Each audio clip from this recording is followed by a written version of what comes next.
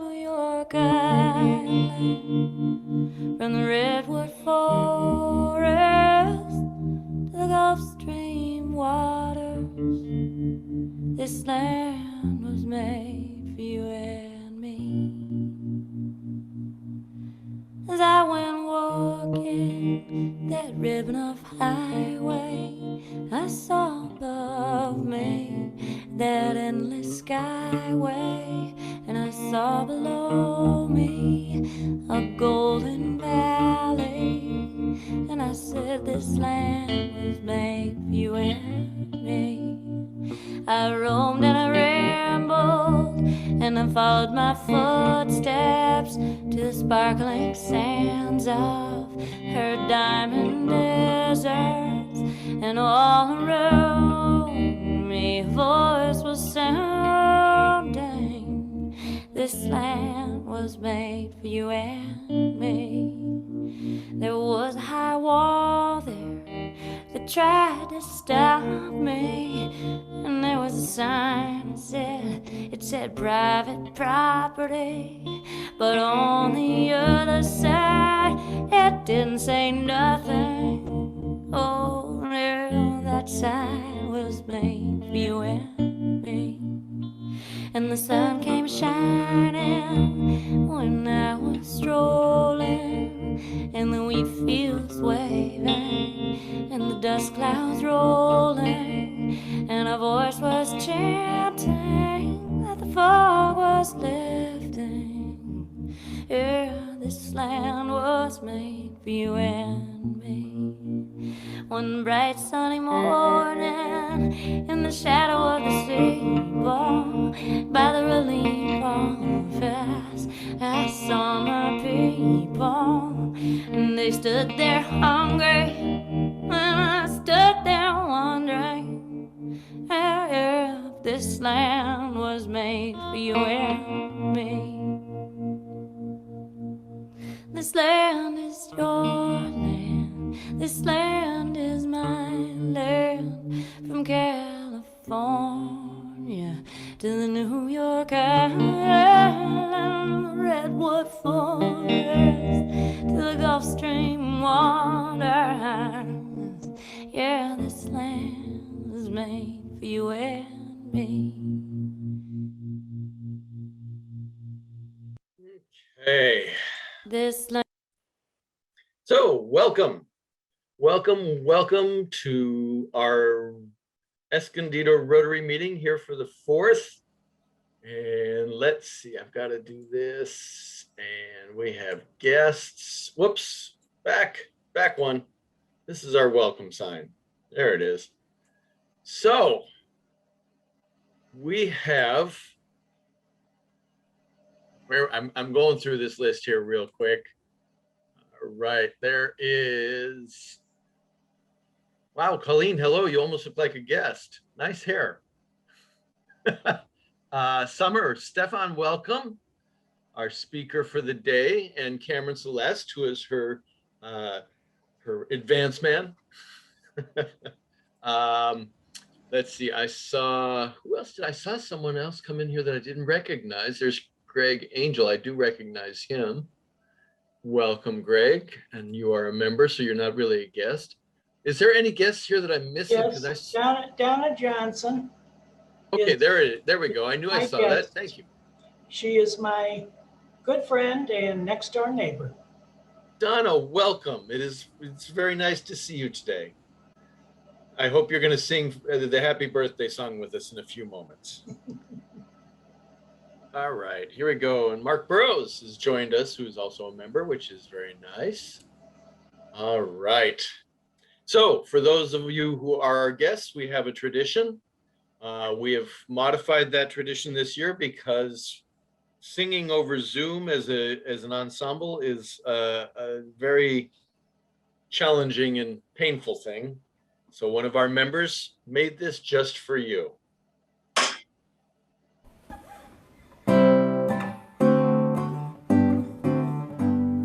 Howdy, we're glad to have you here. Welcome, we sing a loud and clear.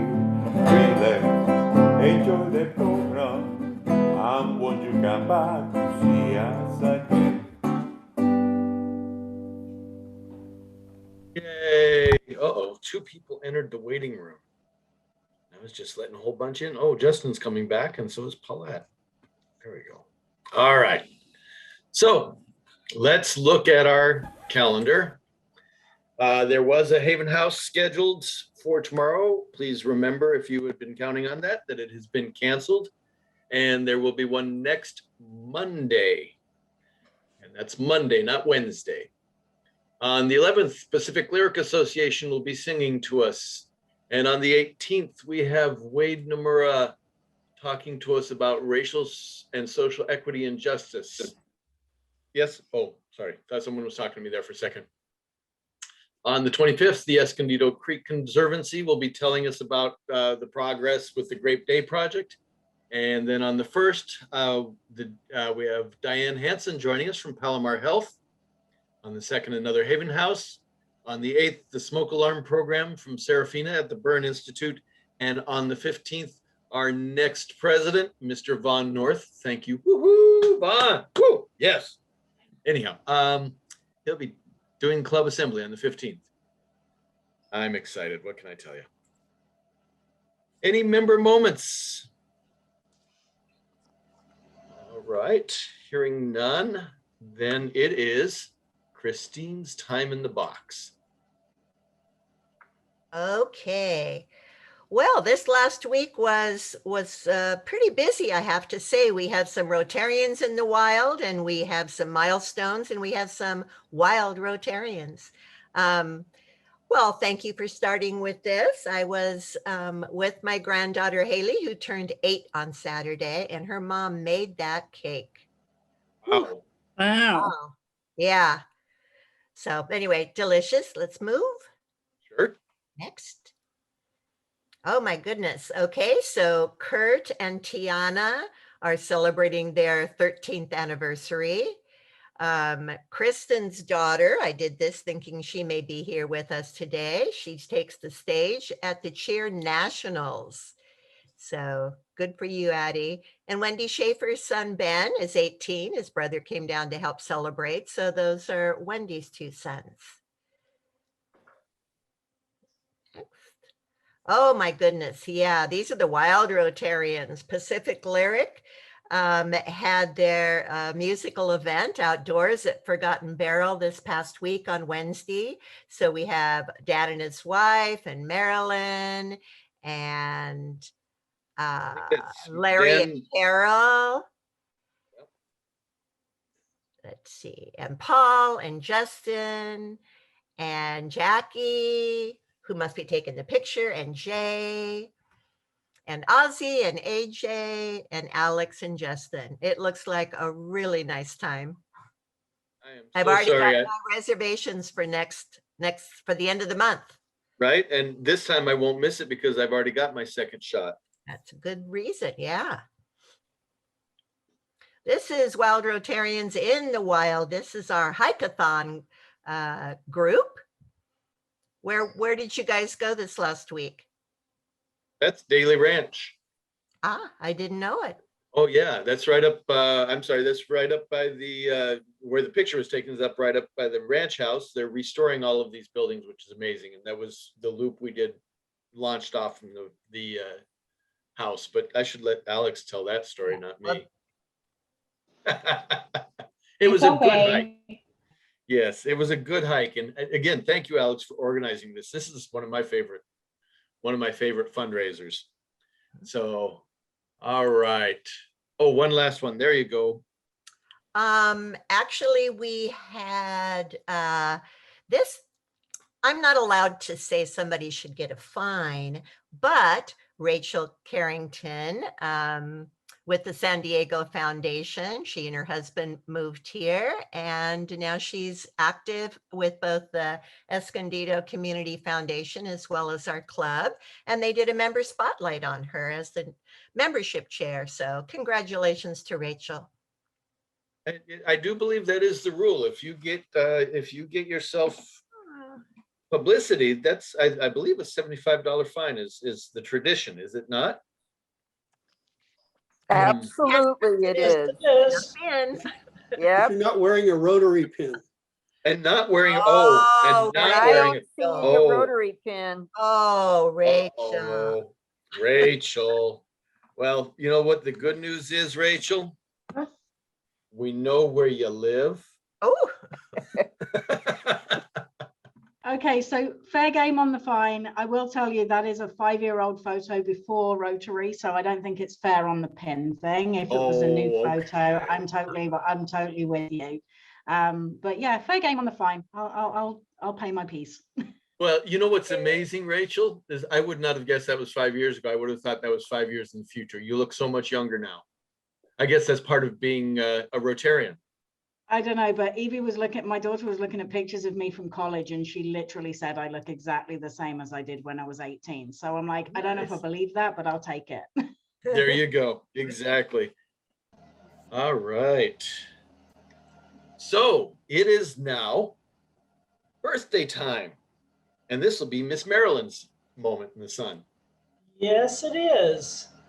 And party like a stormtrooper. I'm not sure what all this Star Wars thing is. I didn't read the paper today. It's the 4th of May. May the 4th be with you. Oh, okay. Gotcha now. Okay, on the 4th of this month, we have Ron Giles. On the 5th, Joe Parrish.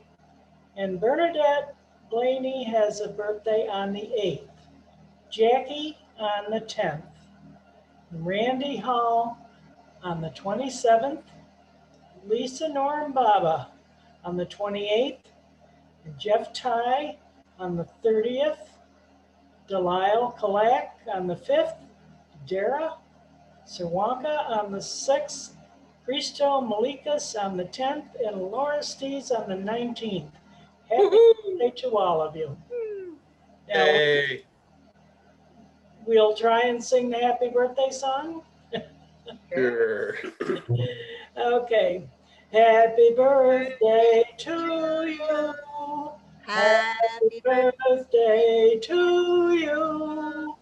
Happy birthday, dear Rotarian. Arians. Happy birthday to you. Yay. I think that was the last Star Wars reference for this week. Thank goodness. Yay. Thank goodness. Oh, Larry Trotner.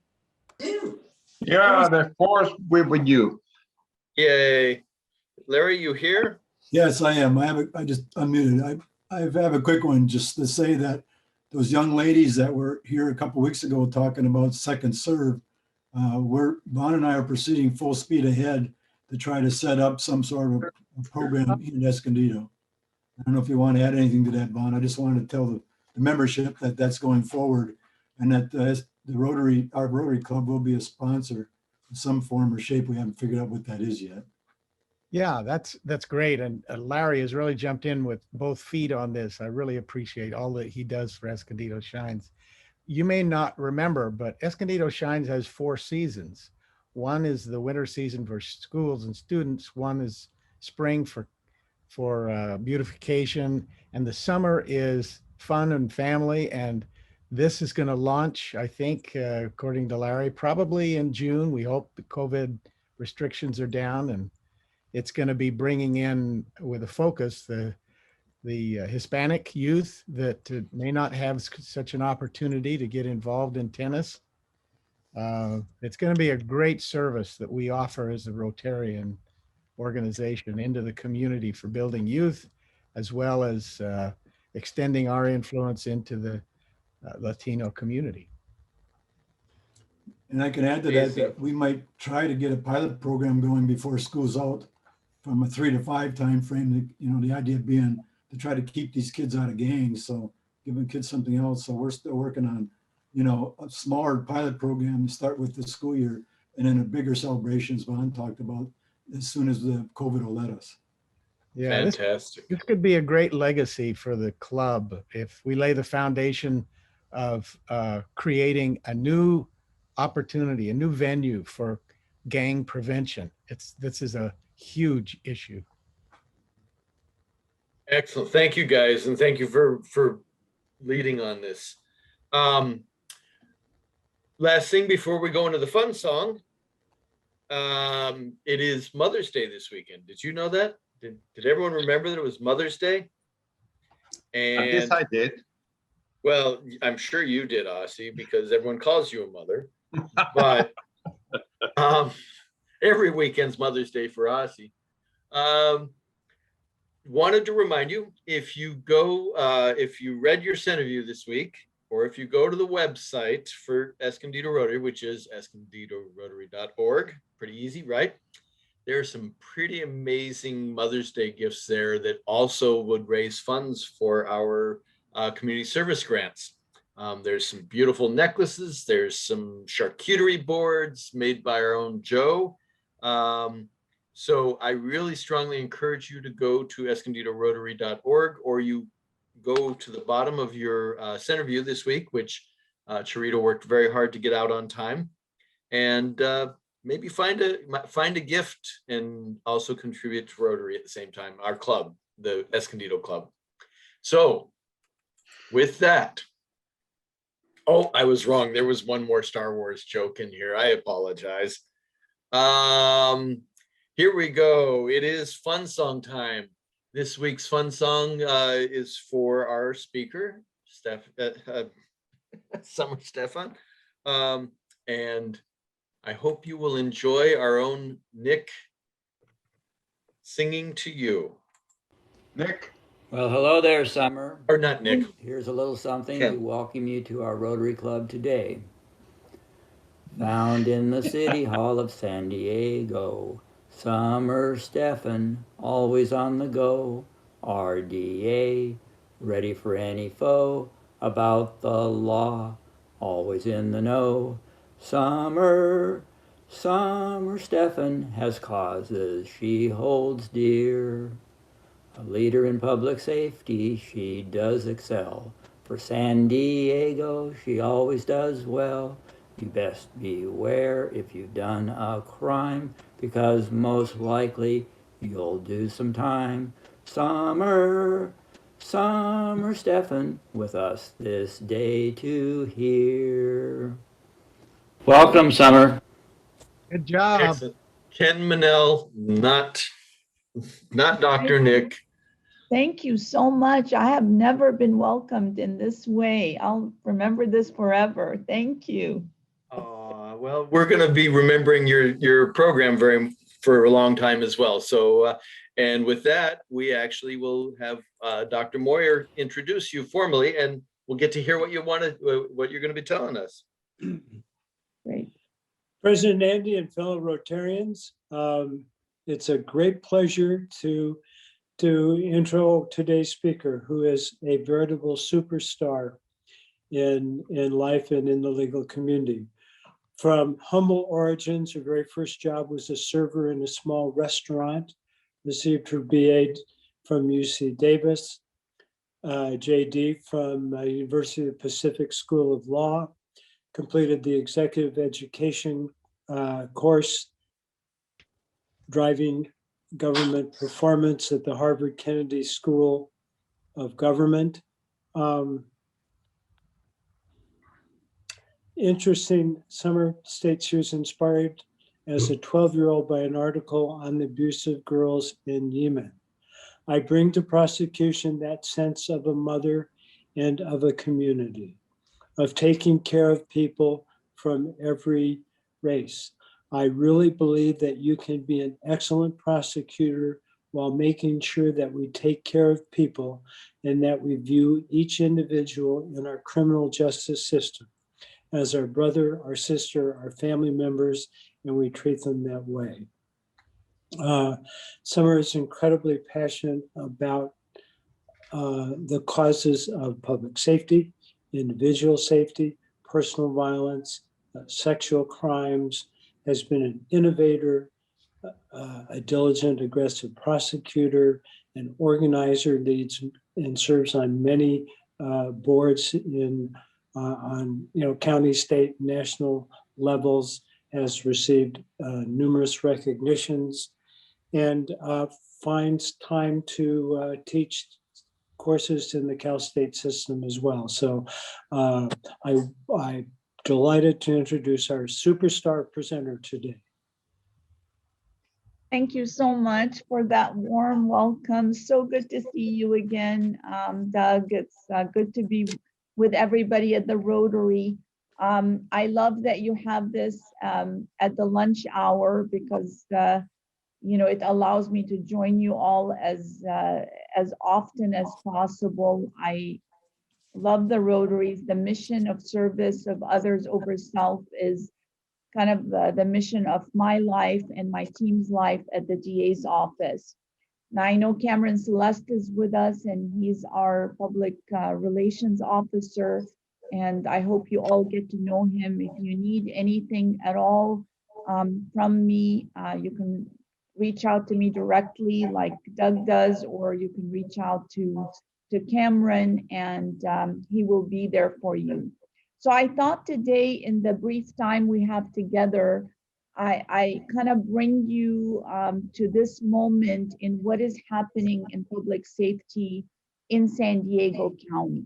And the reason that I think this is a good topic is because as the district attorney, we have a jurisdiction over all felony crime across San Diego County. So we serve all 3.3 million people in San Diego and all the cities, all the in unincorporated areas, certainly Escondido.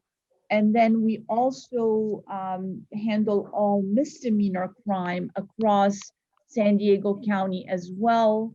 And we do that through 5 different offices that we have across the county that are associated with a court, next to a court usually, wherever that court is. In North County, the courthouse is in Vista, and it serves all of the North County region. I'm very familiar with the North County because before becoming the elected DA, I was the chief of the North County division for 5 years and got to know every nook and cranny, every police department, and worked closely with law enforcement in the region. Because of this position where you have one district attorney and you have 9 different police agencies, multiple sheriff's substations, the DA's office gets to sit in a position where we're able to have a view of the total image or picture of public safety in San Diego County.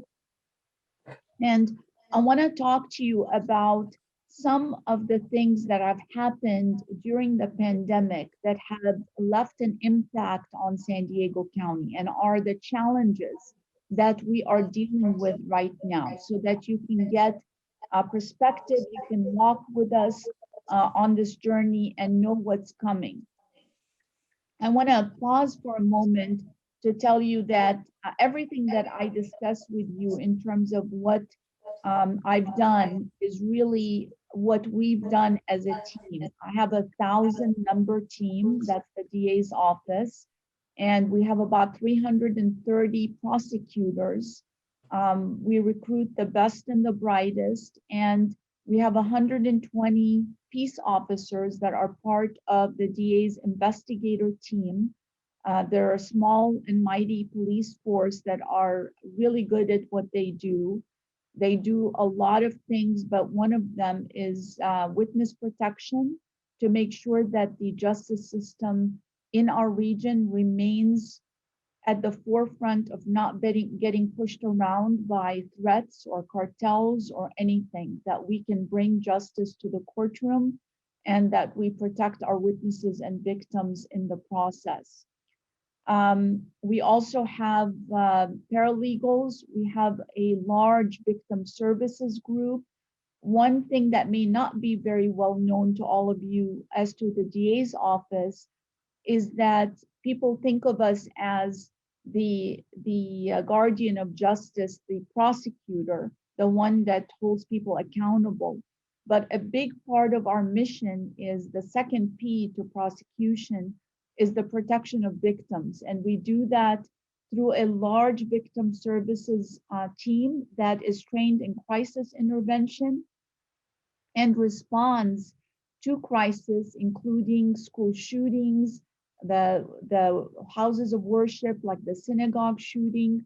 They're there with the community doing crisis intervention when those events happen. They served over 14,000 victims of crime annually. That's a big part of the job. So one thing that you said that I don't want to kind of move off of because it's very important was talking about teaching tennis as an alternative to having kids with a lot of free time joining gangs. And I want to commend you on that. And if you need any help from the DA's office in terms of gang intervention and identifying the right intersections there, we have a one of my leaders in gang prevention intervention in the North County is Lori Hoff. She led the gang intervention commission in the North County, and she can assist you in that regard. But I want to commend you because this early intervention and giving kids a path away from gang crime, away from violence, showing them another side of life is so critical. And no one does that better than the Rotary. So I want to make sure to let you know that we're happy to assist you, give you ideas in that regard. So during this pandemic, the DA's office, we still had crime. We still had to prosecute crime, but the courtrooms initially were shut down, and we have legal deadlines that if we don't meet them, it means that we get releases of violent criminals that can affect our community. So within 2 weeks, we converted our systems to remote. We used Microsoft Teams because it was a secure system. The courts brought on Microsoft Teams, and so did our jails. And we were able to literally remotely beam into a courtroom. You're talking about Star Wars and Star Trek and all of those things. Well, fortunately, I am a fan of all of those. So I knew that it is a real possibility that we could pull this off. I had confidence. I've seen it on TV. So we decided that we can do this.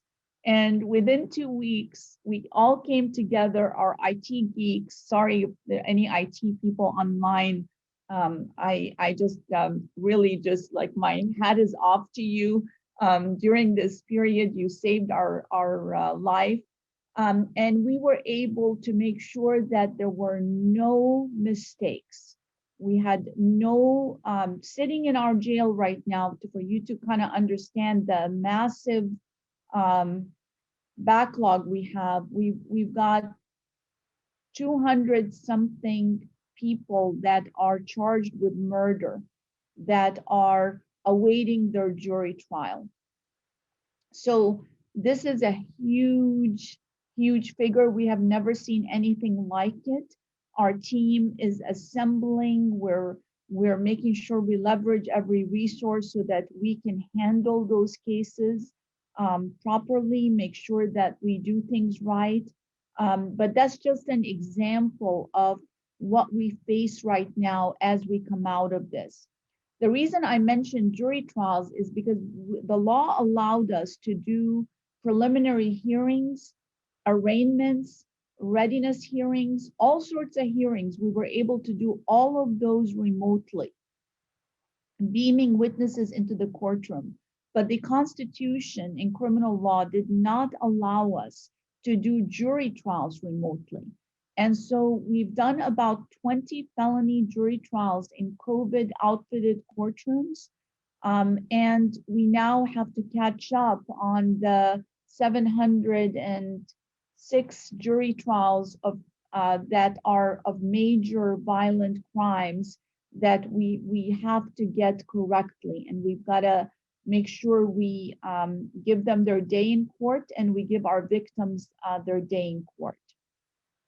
Another unintended consequence of the pandemic was the closure of our schools.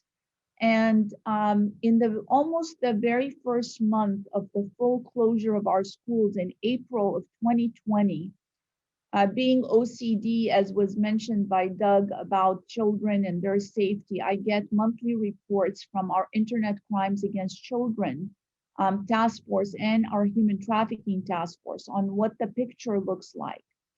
And on any given month, we get about 150 internet exploitation reports of children online, April being such a month, April of 2019. However, April of 2020 was very different. We saw just in 1 month of kids staying at home that the numbers went up dramatically. We had close to 600 reports of internet crimes against children. That did not subside. In December, we had 800 reports of internet crimes against children. This is just San Diego County. So the National Center for Missing and Exploited Children also, their reports showed a similar pattern with what would normally be 1 million runaway and kids at risk to 4 million. Again, there's no other way to really explain this uptick, but for that our kids were not in school. They were not in their sports programs. They were not in their churches. They were not in their activities where there are eyes and ears of protective adults that are looking out for them, seeing the signs, that are reporting. So at the same time as I saw this huge trend of exploitation and crime against our children, I saw the numbers of child abuse reports go down because the mandated reporters were not in a position to report. This is the stuff that kept me up at night. I was worried about COVID and hearing the stories of people dying, but I was extremely felt that we needed to really do something for our kids because the predators were having a heyday. They were chatting online about how this is a perfect opportunity to come into game rooms, chat rooms, and exploit our children. The Human Trafficking Task Force that we are a pioneering member of also saw a rise in human trafficking, sex trafficking against children.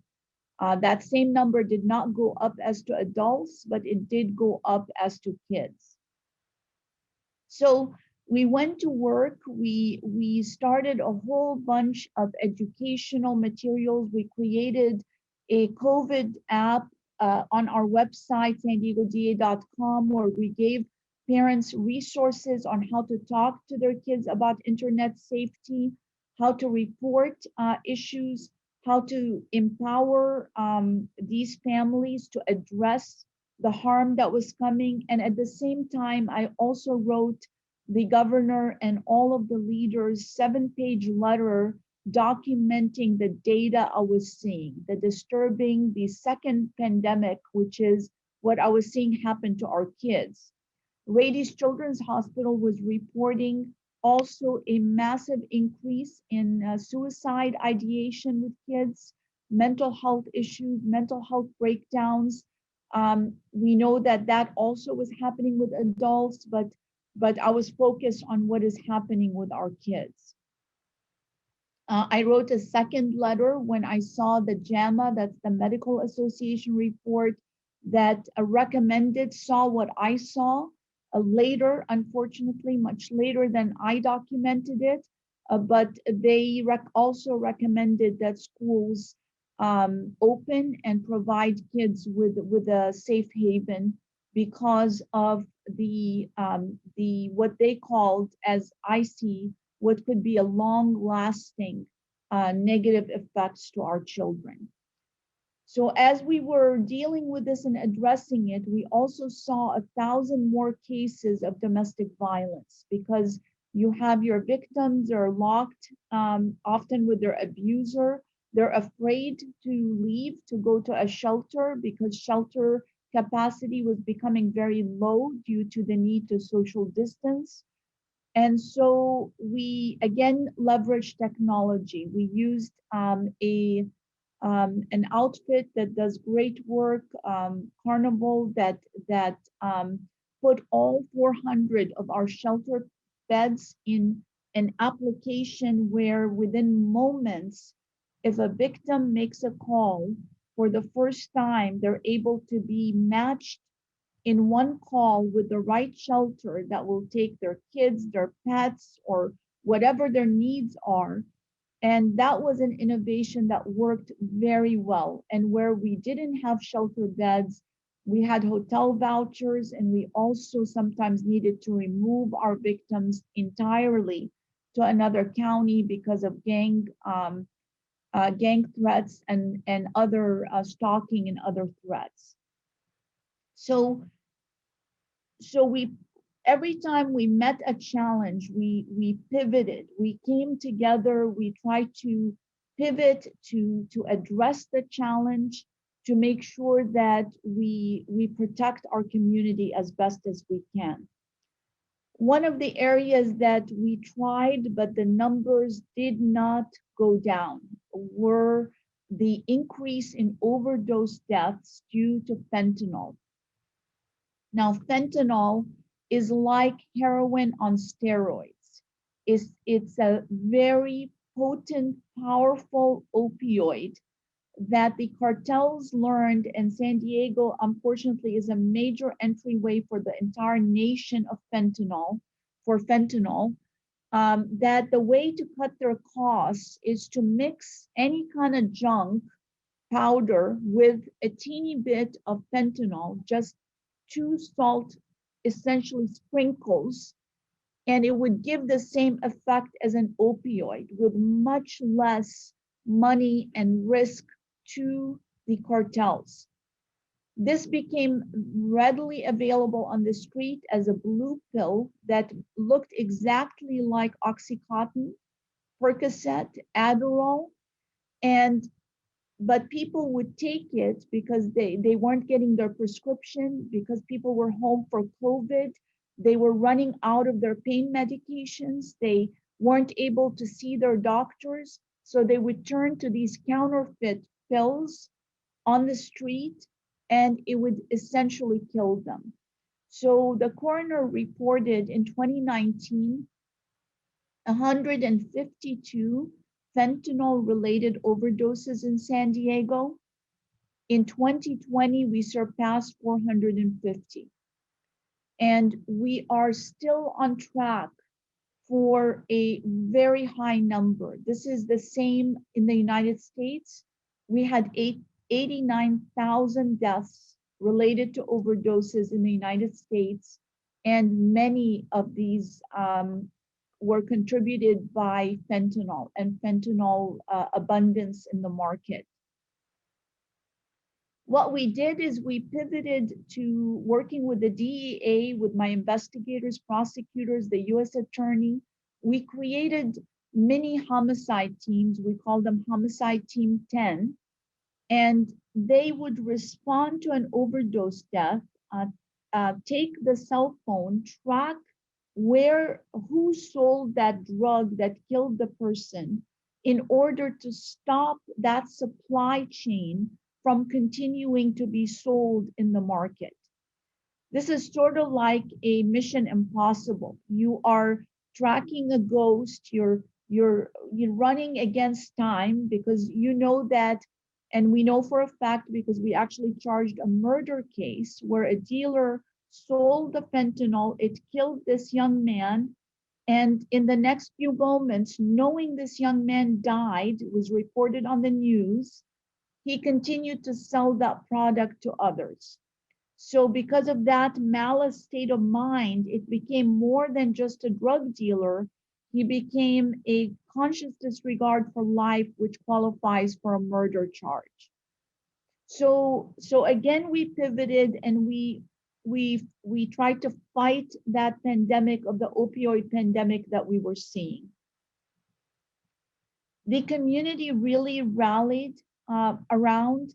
The innovations came, the partnerships came.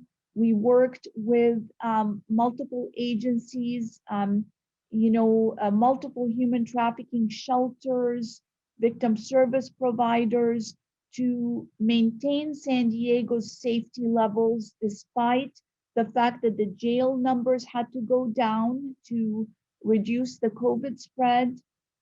We tried to make sure that it's not the violent criminals getting out, but still we are seeing an uptick in crime that we are watching and monitoring, especially in the prevalence of ghost guns that are in the hands of gangsters. And what we are seeing is that the state and San Diego had about a $5 million loss of illegal EDD checks that, instead of going to honest, hardworking people, went to prisoners in prison that then got diverted to gangs on the street that were able to purchase illegal guns and perpetrate violence. We alerted again about this issue. We created a team to investigate and to prosecute that EDD fraud. And we're still in the process of clearing that money so that illicit money supply doesn't continue to go to our streets and affect our public safety. Coming out of this, we are meeting, and we have a big challenge in law enforcement. We've got to get control of the situation. We've got to get back to kids having healthy activities and not joining more gangs and more crime. We've got to get a hold of the ghost guns that are infiltrating our streets. And we've got to find a way to keep communicating with our community about the threat of taking anything at all that is not coming directly from your pharmacy and from your doctor, because of the death toll that it's taking. I know that all of law enforcement, police chief in Escondido, at Varso, the sheriff, and all of the departments know that we're coming into this huge challenge and that we're working together to meet the moment. We've done, obviously, you can just look at the news and know that we've done a lot better than many regions that faced some of the violent protests. And of course, we absolutely respect the right of peaceful protest and our civil rights. Protests should be respected, but we don't tolerate and we don't mix up illegal looting, pillaging, chemical weapon throwing, arson with peaceful protests. So we took a stand against that, and we charged, I worked with the US attorney, and we divided where we have federal jurisdiction, state jurisdiction, and we were able to quickly send a message that San Diego is not going to be Portland and other places. We're gonna apply the law. We are a country of laws. We've gotta make sure that people are safe. We certainly, I certainly believe in second chances for nonviolent offenders, and we expanded veterans treatment court, mental health courts, drug courts, as to get to the root causes of low-level and nonviolent criminal behavior. But we have to hold the line and make sure that the community is safe when it comes to violence and lawlessness. So it's really an honor every day to serve you. I wish you guys could see the team that I have and how there is no challenge that is too big, that we just roll up our sleeves and we go to bat and meet the challenge. We have an amazing community. We love working with the Rotaries, and thank you all for all you're doing for human trafficking. As you know, we have a human trafficking education that is for free for the schools, that the Rotary has come alongside and has invested in providing the teachers with CEUs, continuing education credit, in order to encourage this prevention education to go forth in our schools. So I'll stop here and open it up for any questions. I hope I've given you maybe like drinking out of a fire hose what is happening in San Diego County, but I wanted to maybe share the pain, but share the information with you all. Thank you. Thank you, Summer. That was a very, very good program, and thank you for getting us caught up on everything. It is definitely hard to know sometimes where one group or one law enforcement group ends, another one begins. And it was very enlightening to me to learn how everything sort of sorts down. So thank you for that. Does anyone have any questions for Summer? I just have one comment if I could. Yes, Mark, go ahead. Yeah, Summer, my name is Mark Burrows. I'm the superintendent and principal of San Pasqual Union School District. And, Yes. and I really wanted to thank you for the letters that you shared. Early in the pandemic, you wrote a very detailed letter about the harms that are likely to occur. And later on, you shared the same information that you shared today, which is the harms that were occurring. And that was tremendously helpful for us in getting our schools open. We had our school open early part of September when we were legally permitted to do so.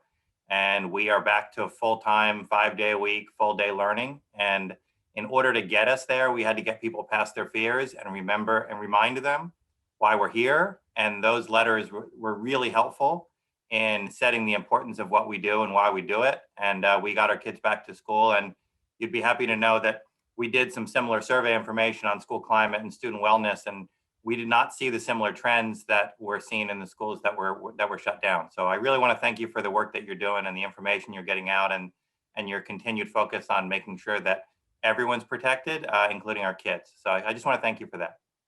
Mark, thank you so much for that feedback, and thank you for your courage. Superintendents are in a hard position to make these decisions in an unknown. So I really appreciate your leadership very much. Thank you. Briefly, Cameron did post, for those of you who would be interested, that there is a San Diego Trafficking Prevention Collective. The website is sandiegotpc.org. Anyone who's interested in coordinating our Rotary efforts with the county on that. I know we have a couple of people who are looking at some projects on that. That would be a great resource for you. Thank you. And I think Dan's son, maybe you had your hand up, sir. Yes, thank you, Ms. Summer. The question I have is, has the effect of no bail or not requiring bail on many of the conditions had any adverse effect with the district attorney's office? And I think bail is now only required for certain crimes and not just universally applied. Is that correct? Yes, it is. There's a new decision called Humphreys that basically it's getting interpreted right now, and different judges are interpreting it differently. Our interpretation, and maybe this is just wishful thinking on our part, is that if a person is a danger in terms of public safety, then they should remain in custody. Some are interpreting it that if they can't afford, that bail has to be set in the amount that they can afford.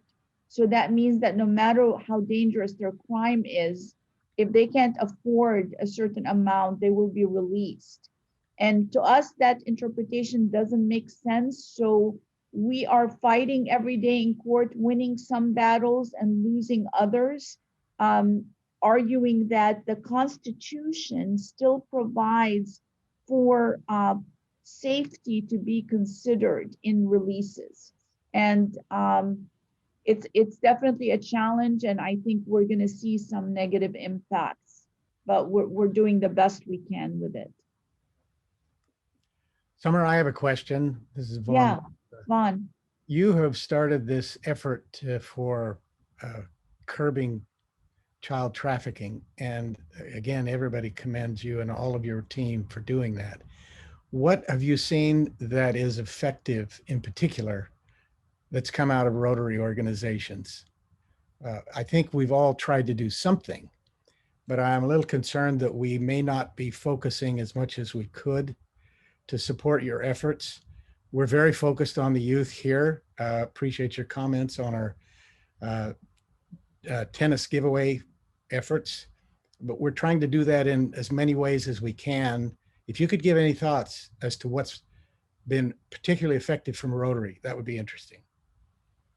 Right. So I think the efforts of intervention that you mentioned, like the tennis, I mean, that's pretty much been proven that the best intervention is that kind of mentor intervention, which comes across in sports or anything where you are interacting with a youth as a mentor, whether it's somebody who's at risk of becoming a victim of human trafficking or somebody who's at risk of becoming a gangster who then sells people into trafficking or drugs or whatever it might be. So I think that is the sweet spot for the Rotaries.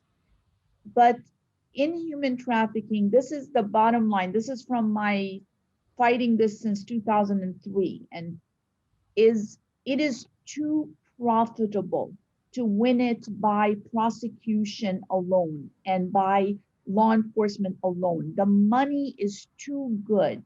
It is an $800 million industry, and those numbers are way underestimated. And because of that, the best way that we're going to win this fight is through prevention in the first place. And prevention in the first place means taking out our whole framework that we give our kids on how you prevent human trafficking, because we focus so much with our kids still on stranger danger. The thing is that the traffickers learned is that they never present themselves as a stranger. Using social media and the internet, they present themselves as a friend, and they take their time to develop that relationship so that they become a trusted older boyfriend, a trusted friend. But we don't tell our kids that. We still emphasize the stranger danger aspect. And that's why coming alongside us with your power that you can give the different schools, you're asking the questions, has your school implemented the evidence-based, effective human trafficking prevention program? Because that's the cure. It's building the resilience of our kids. So when they're getting these posts about going to a modeling job, we just had a case like this, poor child goes to a modeling job by herself. She's 15 and bad things happen. To alert them that these are red flags already. And so your encouragement, if you have a big voice, you're the leaders in your community, asking the questions whether the schools have implemented these programs, and then also the work you're doing in helping us fund those small grants for teachers to feel encouraged to teach the curriculum through the continuing education credits. I think that's, the law enforcement part we'll take care of. We love holding people accountable. These are just despicable crimes, but that means the damage has already happened, Vaughn. The win is to stop it before it happens. Thank you. All right. Unfortunately, it's 12:59, so I'm going to have to formally close the meeting. Summer, would you be able to stay around for 2-3 minutes if someone wants to ask another question? Sure. Excellent. Thank you so very much. I do have a quick question before you close. Sure. If Ken could send me a copy of the lyrics from today's song, that would you will get that, I promise. Thank you. Perfect. And that's, it's our pleasure to do that one. So thank you very much, Cameron and Summer. A great program again. And very timely. Well, it's always timely to know what's happening, and we appreciate you taking the time to really come and talk to us. And thank you for letting Ken know that he's appreciated by at least one person in this world. So, Hey, thank you all. all right. So I'm going to formally close the meeting. And yes, 4th of May the 4th is over. But guess what that means?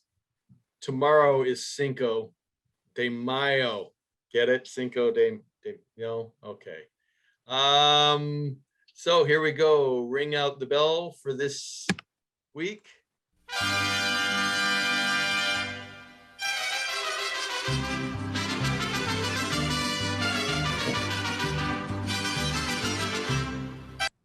You guys have a great week. Have a great Mother's Day. Take care of your families. Enjoy the time you're spending with them. And we will see you all next Tuesday. Thank you again, Summer. And everyone feel free to hang out if you want to for a few minutes.